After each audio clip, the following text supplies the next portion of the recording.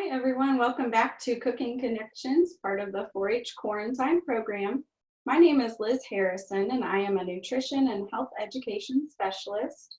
I'm housed in Howard County, which if you're from Fayette, Glasgow, New Franklin, Franklin, or Armstrong, that is your home county. I also cover Boone County, and Boone County, most might be familiar with its largest city, which is Columbia, which is where the University of Missouri is located. So we're going to jump right into our recipe today. It's a fairly quick and simple one. It's called Couscous Salad, and it comes from the foodhero.org website. The recipe is below in the comments. And this comes to us from our partners at Oregon State University. So the ingredients that we're going to use today are 3/4 cup of dried couscous, which I have here. We have a 1/2 cup of dried cranberries, which are here. We have a cup of boiling water, a 1/2 cup of low-fat Italian salad dressing. We have a cucumber, green onions, frozen peas, and toasted pecans. And the measurements are all there in the recipe for you. If you don't have any one of those recipes that's at home, that's okay. You can substitute other vegetables. So let me talk a little bit about couscous. So couscous is something you may not be familiar with. It's spelled C-O-U-S-C-O-U-S, and it is a small round wheat pasta that is commonly used in Mediterranean dishes. So you might find it in a bag like this.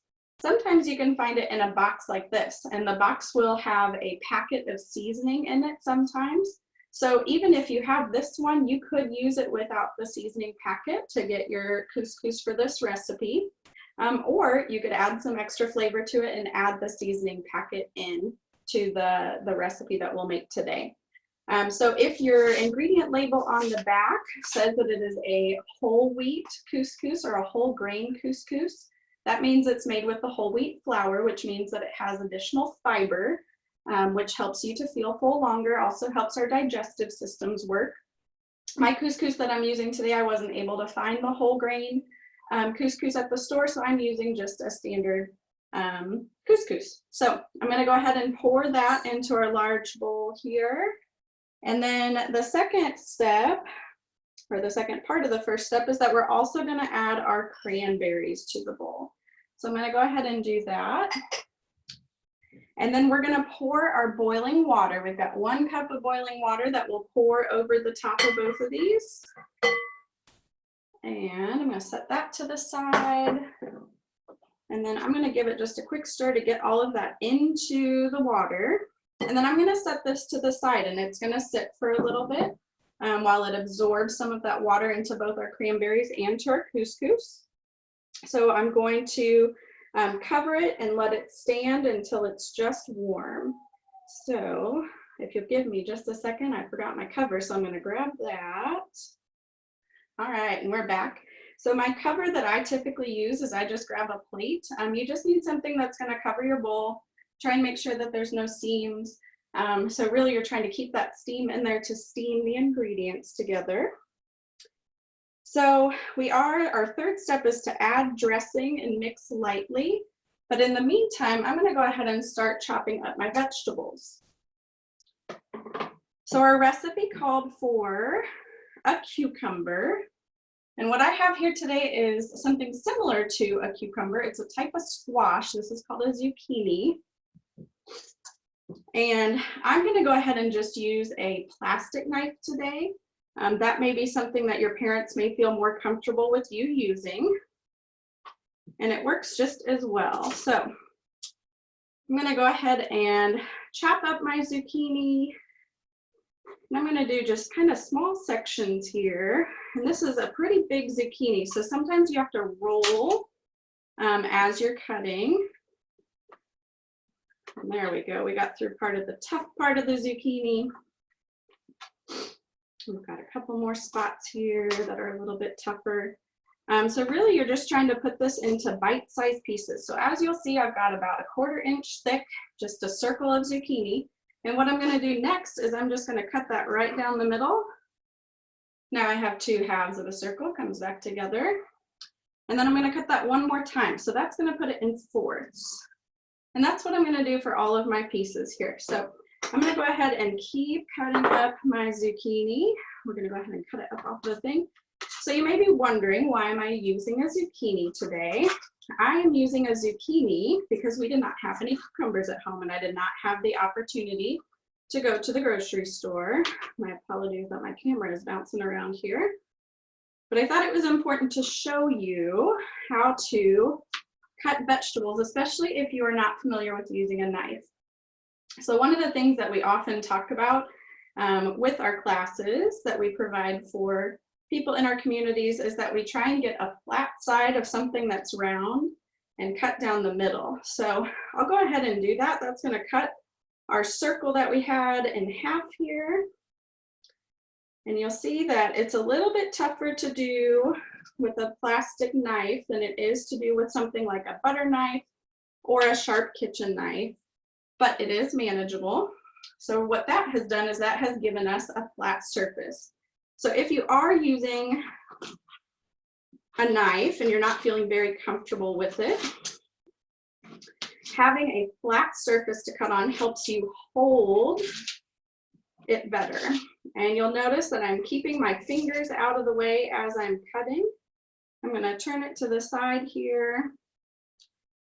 And I'm just going to talk a little bit about food safety as I continue cutting. So knife safety is an important part of cooking in the kitchen. We want to make sure that we are cutting away from our body, that we're using a flat surface to cook on, or to cut on rather. So I'm just cutting through those zucchini. Again, I'm kind of quartering them here. And you'll notice that a plastic knife is not going to be very sharp,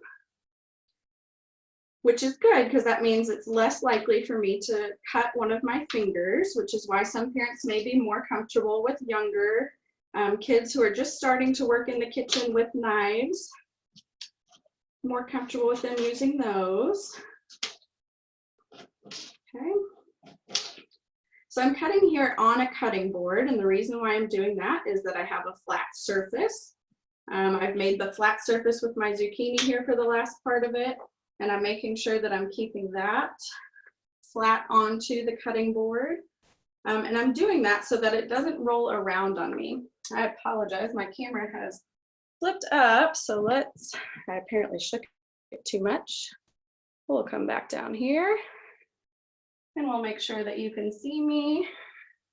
Oh, let me adjust it one more time. All right, I'm just going to keep talking to you. All right, so we're using a knife and we're cutting on a flat surface. Our zucchini is round, so we're cutting. We cut it so that it would be flat on one side. There we go, we're back at it. Technical difficulties, right? All right. So those are a couple of knife safety tips that I wanted to give you. The cooking or the food safety tips that I wanted to make sure to provide, we've provided these each class that we've provided here with the Cooking Connections program, is that you want to make sure that you wash your hands and that you wash all surfaces. So the reason why we are doing that is we are trying to prevent contamination from bacteria that may be on our hands. I was out working in the garden earlier this afternoon, and so I don't want any of that dirt or any of the little critters from the soil to get into our food. So before we started today, I made sure that I washed my hands 20 seconds, soap and water, and the water was warm running water. I also made sure that I had a clean cutting surface and a clean tool to cut with. So again, that's all to prevent introducing any of that bacteria, germs. Notice that I cut hard on that one, so I want to make sure my camera didn't move up on me.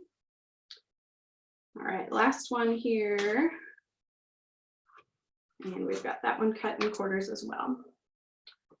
Okay, so the next vegetable that I have is one that it calls for. It calls for 2 green onions.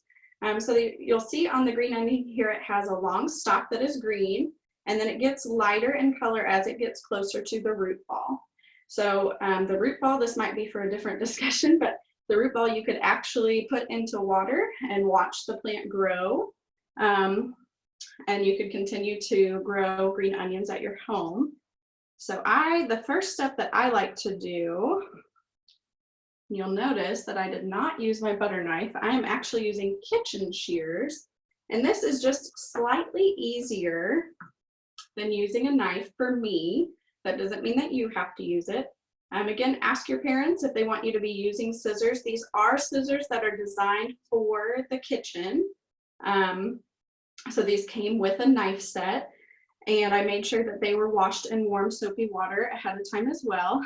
And I'm literally just cutting the ends off of it. So each one of these that I'm cutting is pretty thin, you know, it's probably about a quarter inch as well. And so I'm just going to continue to do that to my green onion. So if you were to be cutting this with a knife, you would again want to set your green onion on a flat surface like a cutting board or a clean kitchen counter. And then you're just going to take your knife, and I'll move my stuff out of the way here so that you can see as well. So we'll just cut right along there. And you'll see that with a plastic knife, it just doesn't come out quite as well as the kitchen shears do.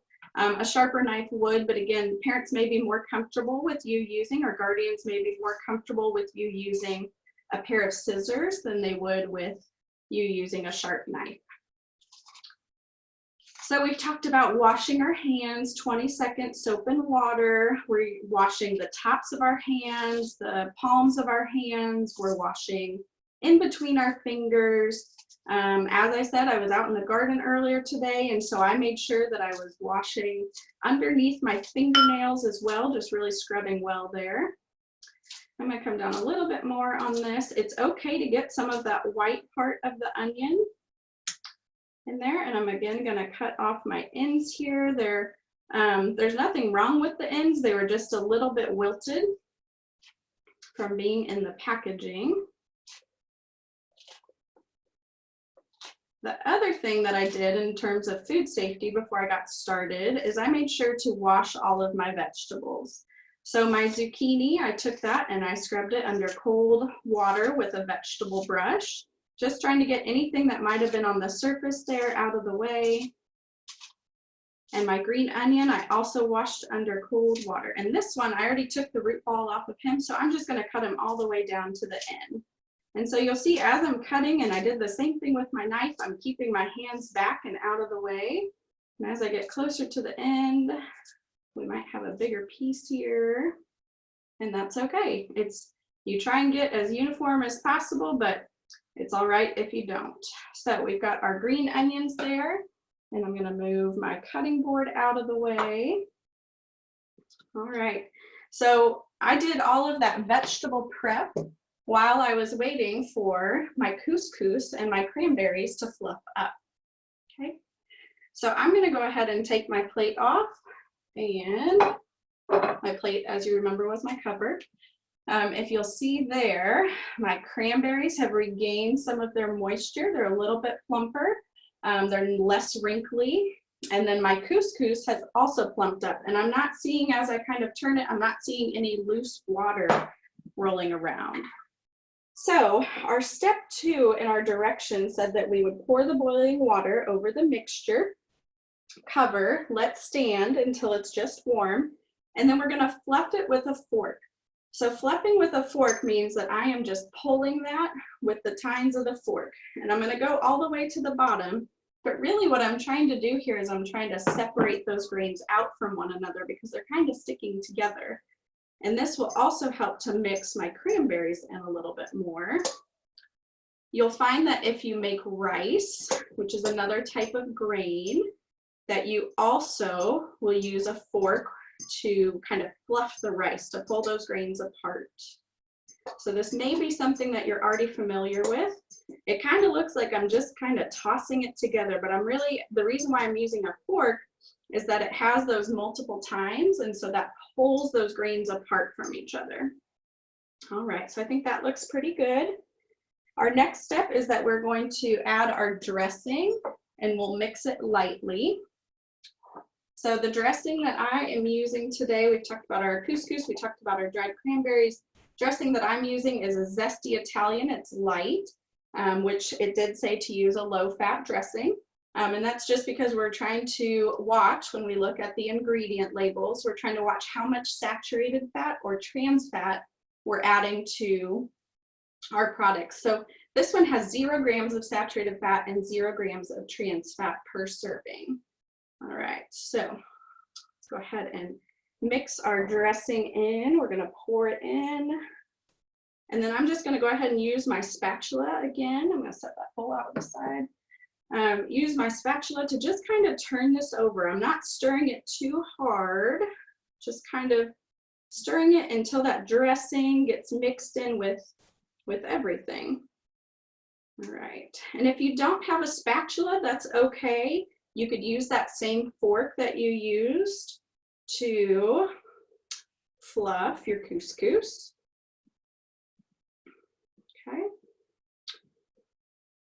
And so when I talked about the couscous box mix and how it comes with a packet of seasoning often, the reason why I wouldn't add the seasoning is because my Italian dressing is going to add some flavor, and so those flavors may compete, or it may be a little overwhelming.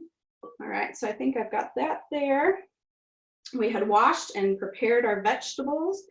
We also chopped our nuts. So this was another thing that I did beforehand. So bag of pecan pieces. You can get bags of whole pecans, and it's often cheaper to purchase the whole pecans and then to chop them yourself. But what they had there at the store that day that I was there was the pecan pieces. So I went ahead and did those, and the recipe tells you how to toast those. So you can just put them in raw. I could just dump them straight from the bag into the mixture. But what I've done is I've put it into a skillet, and I turned the heat on to about medium low, I would say. So it was about a 4 out of 10 on my scale. And I just kind of tossed them, right? So I took the handle of the pan and I just kind of flipped my hand. You could also take your spatula and you could, again, just stir them around. And that's so that they don't get burnt on any side. So I did that for about 8 minutes, and I got nice toasted pecan pieces. So the next thing is to add our vegetables and our pecans. So I'm going to add my pecan pieces because they already came chopped. I don't have to chop them. A simple way for you to chop them is that you could put them in a plastic bag and roll a cup over top of them. You can take a knife, or if you have a food processor and know how to use that, you can do that as well. I'm going to go ahead and add my zucchini next. So we'll dump all of that in there. And then the other thing that our recipe called for was frozen peas. So 3/4 cup frozen peas thawed. So I'm dumping those in as well. And then last but not least, we have our green onions that I chopped. So we have 2 green onions that got chopped. And our last step is that we are going to toss lightly, which there's a lot of cooking terms out there, and it's kind of hard to familiarize yourself with all of them. Tossing basically just means, you know, I could stand here and I could kind of shake the bowl and that would toss it. But I'm going to take my spatula and I'm just going to kind of turn it over gently. Again, I'm not stirring too rapidly. This isn't like a cake batter or the black bean brownies that I made last time, right?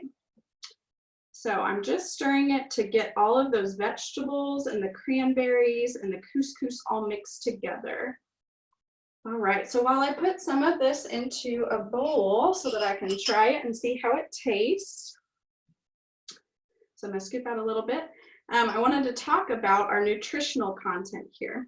So this has grains, whole grains, which today, again, I mentioned that it's just a grain. We want to try and make 50% of our diet whole grains, but it's okay if you use some other grains as well. So we've got our couscous is our grain.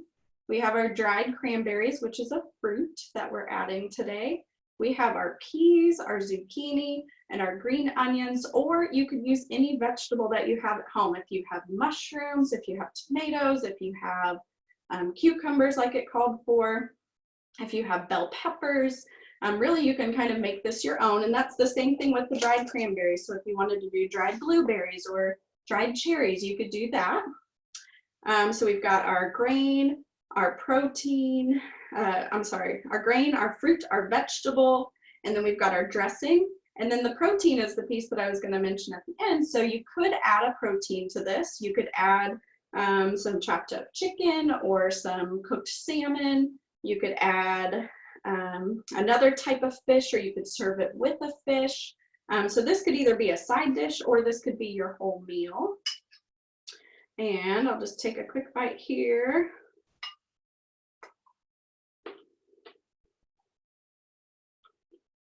It's pretty good. Okay. So the zucchini is pretty crunchy. The cranberries are pretty chewy. The Italian dressing adds a little bit of tartness to it. And then the pecans add a really nice crunch as well. So our last step is that you want to make sure that you refrigerate any leftovers within 2 hours. So the kind of one of the nice things to do is if you make a bowl of this and you serve yourself and maybe a sibling and maybe a parent or a grandparent, then go ahead and cover the rest of it or put it into a container and put it into the refrigerator.